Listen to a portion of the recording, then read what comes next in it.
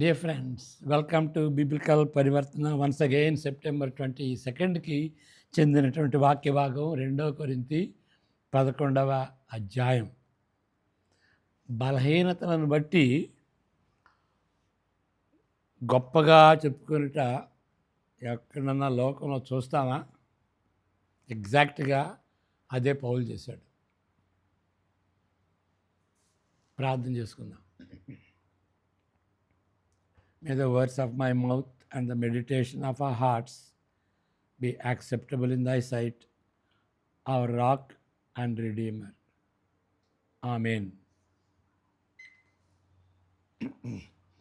వాక్య భాగం చదువుకుందాం.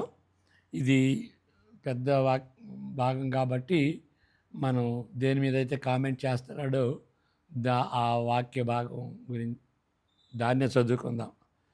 మరి ఈయన కార్సన్ గారు ఏమన్నాడంటే, వాక్యం చదవకపోతే నా నోట్స్ చదవద్దు అని అంటాడు.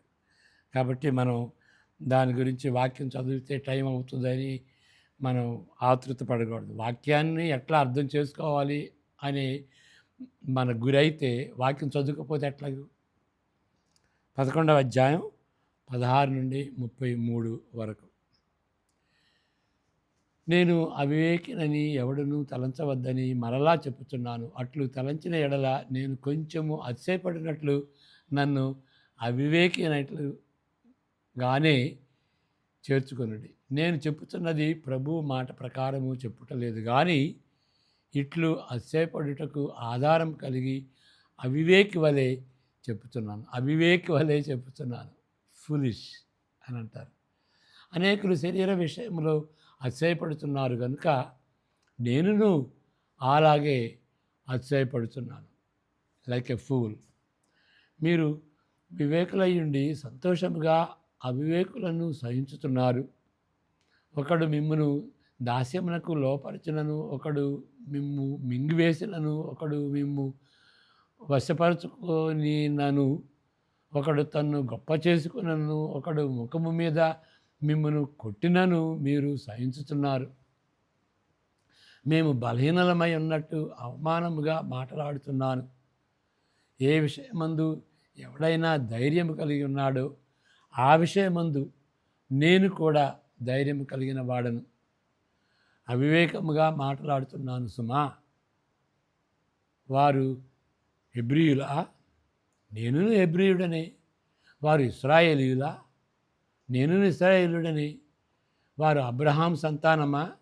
నేనును అట్టి వాడనే. అంటే అక్కడ ఉన్నటువంటి టీచర్స్ ఎవరైతే కొరింథీయుల మనసు పాడు చేస్తున్నారో వాళ్ళ గురించి చెప్తున్నారు అన్నమాట.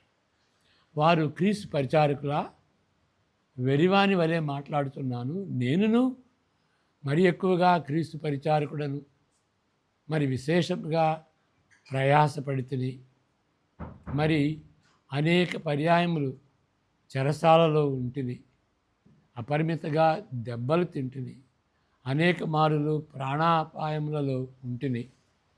యూదుల చేత 5 మారులు, 1 తక్కువ 40 దెబ్బలు తింటిని. 3 మారు బెత్తములతో కొట్టబడితిని. ఒకసారి రాళ్లతో కొట్టబడితిని.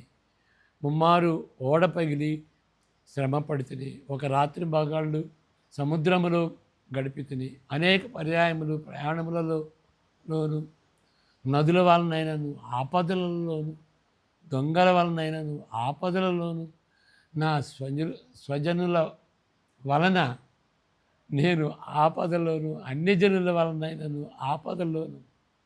స్వజనులు, అన్యజనులు వాళ్ళు ఇచ్చినటువంటి ఆపదలు. పట్టణంలో ఆపదలలోను, అరణ్యములో ఆపదల్లోను, సముద్రములలో ఆపదల్లోను, కపట సహోదరుల వలన ఆపదల్లోనూ ఉంటుంది. ప్రయాసతోనూ కష్టముతోనూ, తరచుగా జాగరణములతోనూ, ఆకలి దప్పులతోనూ, తరచుగా ఉపవాసములతోనూ, చలితోనూ, దిగంబరత్వముతోనూ ఉంటుంది. ఇంకనూ చెప్పవలసినవి అనేకములున్నవి. ఇవిగాక సంఘములన్నిటిని గురించిన చింత కలదు.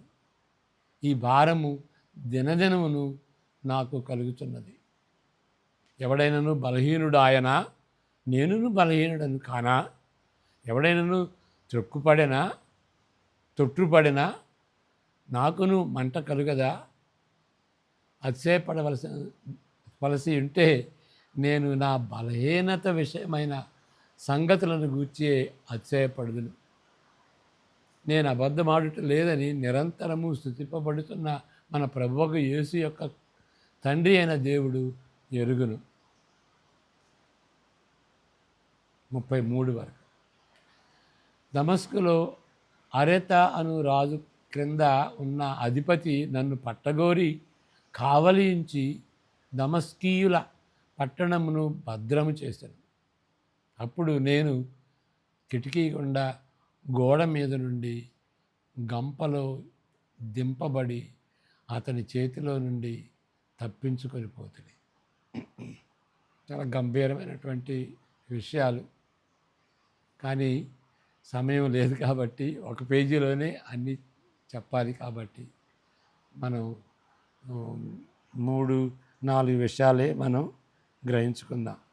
ఓకే, ఇక్కడ ఆయనపై ఒత్తిడి కొనసాగుతున్న సందర్భంలో కొరింథీయులలో ఉన్న సంఘములో ఆయన అధికారాన్ని నిర్లక్ష్యం చేస్తున్న వారికి జవాబు ఇస్తున్నప్పుడు తాను అతిశయపడకూడదని తెలిసినప్పటికీ అతిశయపడవలసి వచ్చినది. మరలా చదువుతాను ఇది.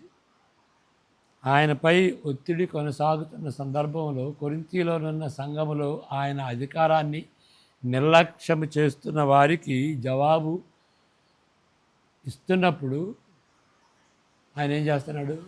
అతిశయపడవలసి వచ్చింది. తాను పడకూడదని తెలిసినప్పటికీ అతిశయపడవలసి వచ్చినది. నిన్నటి ధ్యానాన్ని మరొకసారి చూడండి. 2 కొరింథీ 10లో క్రీస్తునందే అతిశయపడవలనని లాస్ట్ వచనంలో చూసాం కదా నిన్న. ఉద్ఘాటిస్తున్న పౌలు వాదన అక్కడ కనిపిస్తుంది. అతిశయించువాడు ప్రభువునందే అతిశయపడవలను 17వ వచనం. అయితే ఈ భాగంలో 2 కొరింథీ 11, 16 నుండి 33లో ఇదే సత్యాన్ని కొంచెం డిఫరెంట్గా చెప్తున్నాడు, వేరుగా చెప్తున్నాడు. ఒక టైం అవుట్ అంటున్నాడు. నేను పిచ్చివాడిలాగా యాక్ట్ చేస్తాను, టైం అవుట్ తీసుకుంటున్న తన వాదన నుండి విశ్రాంతి తీసుకుంటూ అతిశయపడతానని పేర్కొంటున్నాడు. అపోస్తలుడైన పౌలు కాదు, క్రైస్తవుడైన పౌలు వలె కూడా కాదు, అవివేకిగా ఆయన పౌలు వలె మాట్లాడుతున్నాడు. క్రైస్తవుడిగా కాదు, అపోస్తలుడిగా కాదు, ఫూలిష్గా. అంటే అతిశయపడటం ఫూలిష్నెస్ అన్నమాట. ఒక క్రిస్టియన్ కానీ అపోస్తలుడు కానీ అతిశయపడటం అది ఫూలిష్నెస్గా, అవివేకిగా పరిగణిస్తున్నాడు. కానీ ఇప్పుడు ఆ విధంగా చెప్పాల్సి వచ్చింది కాబట్టి చెప్తున్నాడు, ఫూల్ అయ్యానయ్యా నేను అని. నన్ను ఫూల్గా చేశారయ్యా మీరు అన్నట్లుగా. ఈ విధంగా మాట్లాడుటకు కూడా సిగ్గుతో భయపడుతూ ఆయన చెప్తున్నాడు. ఇక్కడ 21 నుండి 23 వరకు మరలా చదువుకోండి దయచేసి. ముందుకు కొనసాగుటకు ఇంతకంటే ఇక వేరే మార్గం లేదు. నిజమే, బాల్యం నుండి హెబ్రీ భాషలోను హెబ్రీ సాంప్రదాయంలోను వారికంటే తీసిపోని క్రీస్తు సేవకునిగా పెరిగినని చెబుతూ వెరివాని వలె, క్రీస్తు అంటే మెస్సయ్య సేవకునిగా చెప్పుచూ వెరివాని వలె మాట్లాడుతున్నాడని ప్రత్యేకించి బ్రాకెట్లో చెప్పుచూ పొంగిపోతున్నాడు. పొంగిపోతూ వక్కాణిస్తున్నాడు. దీని తరువాత సాంప్రదాయ హద్దులు దాటినట్లు ప్రస్తావిస్తున్నాడు. మరి విశేషంగా ప్రయాసపడుతుని, అంటే ఇప్పుడు దాకా ఒక తీరు ఫూలిష్ లాగా, ఇప్పుడు ఇంకా ఏంటంటే సాంప్రదాయ పరిస్థితులు దాటినట్లు. ఓకే, ఇక అప్పుడు అంటే ఆయన బలహీనత చెప్పుకుంటున్నాడు, ఆయన ఆయన వెళ్ళినటువంటి హింసలు చెప్పుకుంటున్నాడు. ఏది ఇక్కడ వెరితనంగా తను పొగుడుతూ చెప్తూ, అదే ధోరణిలో మరలా ఇక్కడ ఆయన బలహీనతలను చెప్పుకుంటున్నాడు. మరి విశేషంగా ప్రయాసపడుతుని అనగా భౌతికంగా, ఫిజికల్గా తన చేతులతో పనిచేసినని అర్థం. ఇక్కడ అంటే అపోస్తుల కార్యాలు 20లో ఉంటుంది కదా, తన చేతులు చూయించి నా చేతులతో పనిచేసానయ్యా, నేను సపోర్ట్ చేసుకున్నాను, అంతేకాదు ఇతరులకు కూడా నేను సపోర్ట్ ఇచ్చాను, నేను పనిచేసి ఫిజికల్గా ఇతరుల్ని సపోర్ట్ చేశాను అని హెచ్చు తరగతికి చెందిన హెల్లెనీ ఉపాధ్యాయకులు అంటే యూదులే, గ్రీక్ తెలిసినటువంటి, అంటే గ్రీక్ ప్రాంతంలో ఉన్నటువంటి యూదులు, వాళ్ళని హెల్లెనీయులు అని అంటారు. వాళ్ళు మరి ఆ ఉపాధ్యాయులు ఎవరు కూడాను ఈ విధంగా ఫిజికల్గా చేతులతో పనిచేయరు. అంతేకాదు వారికంటే ఎక్కువ కాలము చెరసాలలో ఉన్న రికార్డు కలిగి ఉన్నట్లు ఆయన పేర్కొంటున్నాడు.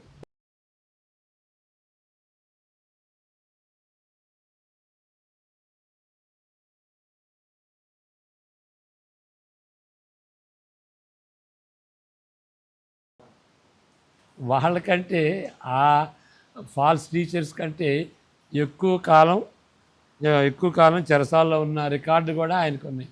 అనేక పర్యాయంలో మరింత తరచుగా కొరడా దెబ్బలు తిన్నాడు. 5 మార్లు సునగోగు శిక్షను భరిస్తూ 39 కొరడా దెబ్బలకు గురయ్యాడు. సువార్త సేవ నిమిత్తం ఓడ ప్రయాణంలో ముమ్మారు ఓడ పగిలిపోయింది, షిప్రెక్ అంటారు కదా. ఇప్పుడు అది అపోస్తుల కార్యాలు 27 అధ్యాయంలో చెప్పబడిన దానికంటే ముందు ఇది వ్రాయబడింది కదా. మరి అపోస్తుల కార్యాలు 27లో ఏముంది, అదొక అక్కడ ప్రయాణం చేస్తున్నప్పుడు అక్కడ ఒకసారి ఓడ పగిలిపోయింది కదా. కాబట్టి ఇక్కడ ఈయన మరి ఓడ ప్రయాణంలో ముమ్మారు అని అన్నాడు. మరి అపోస్తుల కార్యంలో 27ది అది ఇంకోటి అన్నమాట, అంటే 4 సార్లు ఓడ ప్రయాణంలో ఓడ పగిలిపోయింది. ప్రయాణం చేస్తున్నప్పుడు ఎల్లప్పుడూ ఆపదలు ఆయనను వెంటాడినవి, తరచుగా ఉపవాసం ఉండవలసి వచ్చినది. దీనికంటే ఇంకా అధ్వానం ఏంటి అని అంటే ఇవన్నీ ఒక ఎత్తు, కపట సహోదరుల వలన ఆయన మోసపోయాడు. అది చాలా సీరియస్ కదా. క్రిస్టియన్స్ విశ్వాసులు కానటువంటి విశ్వాసులు అని చెప్పుకుంటారు, కానీ వాళ్ళ బిహేవియర్ని బట్టి వాళ్ళు విశ్వాసులు కాదు. వాళ్ళ ద్వారా ఆయన మోసపోయాడు. అదే సమయంలో సంఘములన్నిటిని గురించిన చింత కూడా ఆయన ఎదుర్కొన్నాడు. చూడండి ఇక్కడ ఎంత లిస్టు, ఫిజికల్గా ఎట్లా సఫర్ అయ్యాడు, మరి సహోదరుల వల్ల మోసపోయాడు, ఇదంతా ఒక విధంగా చింతకు గురి. దీంతో పాటు సంగతి ఏంటి, విశ్వాసులు వాళ్ళు బలపడాలి కదా, వాళ్ళ పరిస్థితి ఇట్లా ఉంది అని వాళ్ళ గురించి చింత ఆయనకి ఎక్కువైంది. అంటే చింతపడకూడదు అని చెప్పినటువంటి ఆయన సంఘాల నిమిత్తమై ఆయనే చింతపడ్డాడు. పాశ్చాత్య దేశంలో నివసించే క్రైస్తవ దృక్పథములో వీటిని పఠిస్తూ ఒత్తిడిని భరించే ఓపికను ఉదాహరిస్తున్నట్టుగా మనం దీన్ని చెప్పుకోకూడదు. మంచి స్టోరీస్, మీరు కథలు చెప్తున్నారు, this is a good story అని ఆ విధంగా స్టోరీస్గా మనం దీన్ని ఎంచకూడదు. పౌలు నమ్మకత్వాన్ని, ఆయన పట్టుదలను, శిలువకు వెళ్ళిన క్రీస్తును అనుసరిస్తున్న శ్రమలను బట్టి ఆయన్ని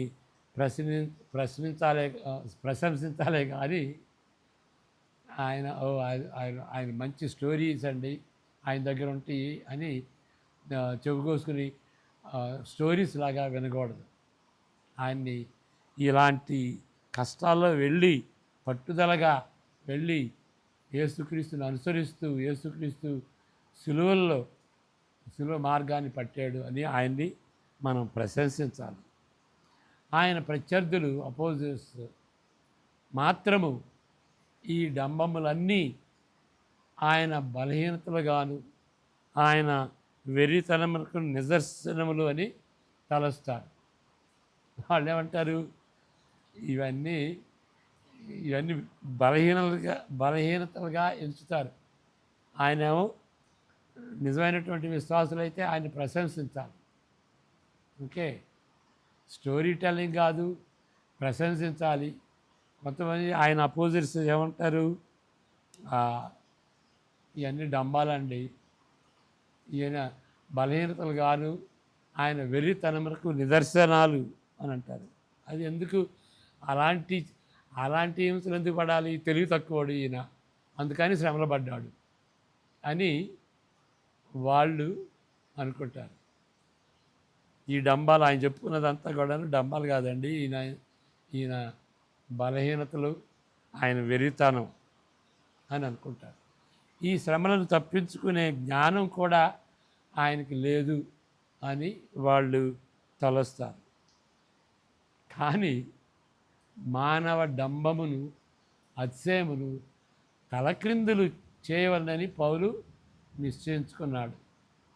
ఏంటి, మనుషులు ఈ యొక్క వీక్నెస్ని, డంబాలుగా చెప్పినటువంటి ఈ వీక్నెస్ని ఆయన తలకిందులు చేశాడు. ఏం చేశాడు? తలకిందులుగా ఈ బలహీనతలను బయలుపరిచే వాటిని అతిశయపడుతున్నాడు. వాటిని బట్టి అతిశయపడుటకు నిర్ణయించుకున్నాడు. అది ఈ బలహీనతను బట్టి ఆయన అతిశయపడుతున్నాడు. వాళ్ళు వేరే క్వాలిఫికేషన్స్ని బట్టి అతిశయపడతారు, ఈయన తన బలహీనతలను బట్టి అతిశయపడతాడు. ఈ 11:30లో మనం చూసాం. తాను చివరిగా చెప్పిన సంఘటనను కూడా ఈ క్రమంలోనే వివరిస్తున్నాడు. 31 నుండి 33 వరకు మరలా చదువుకుందాం. చివరిగా చెప్పినటువంటి వాక్యం ఏంటంటే, దమస్కు నుండి తప్పించుకున్న సంఘటన లోకా దృక్పథంలో సామాన్యంగా అర్థం చేసుకుంటాం. ఇది అపోస్తల కార్యాలు 9లో ఉంటుంది కదా. మరి దమస్కులో ఆయన మరి వాళ్ళు హింసిస్తున్నప్పుడు అక్కడ ఉన్న సహోదరులు ఏం చేశారంటే, రహస్యంగా ఆయన్ని గోడ మీద నుండి దింపారు. కానీ ఇక్కడ చూడండి ఆయన ఏమనుకుంటున్నాడు, పౌలు కూడా అది అవమానకరమైన ఓటమిగా తలంచుతున్నాడు. అది ఓటమిగా తలస్తున్నాడు. కానీ లోకస్తులు వాళ్ళ తీరు ఎట్లా ఉంటుందో చూడండి. ఒక పట్టణ ముట్టడిని ముగించిన తరువాత, సీజ్ చేసిన తర్వాత, పట్టణాన్ని మరి శత్రు సైన్యాలు ముట్టడించిన తర్వాత, రోమా సైన్యాధిపతి కానీ అతని కంటే పైవాడు కానీ ముందుగా ఆ పట్టణపు గోడ ఎక్కి ఆయన కాళ్ళు ఎగరేసుకుంటాడు. ఆయన పట్టణపు గోడ ముందుగా ఎక్కాడు అని ఒక మెడల్ పెట్టుకుంటాడు. మెడల్ ఇస్తారు ఆయనకి, ఈయనండి బెస్ట్ అండి అని ఆయన సైన్యాధిపతికి ఆయనకి మెడల్ ఇస్తారన్నమాట. ఎందుకంటే సీజ్ చేసి ఆ పట్టణాన్ని ఆక్రమించుకోవడానికి మొట్టమొదటిసారిగా గోడ ఎక్కాడు. ఎక్కినప్పుడు ఆయనను అత్యున్నతమైన సైనిక ఘనతతో గౌరవిస్తారు. అయితే పౌలు దాన్ని రివర్స్ చేసేసాడు. ముందుగా గోడ దిగాను నేను, గోడ ఎక్కటం కాదు. అది అవమానపడి ఆయన గోడ గోడ గోడ నుండి దిగాల్సి వచ్చింది రహస్యంగా.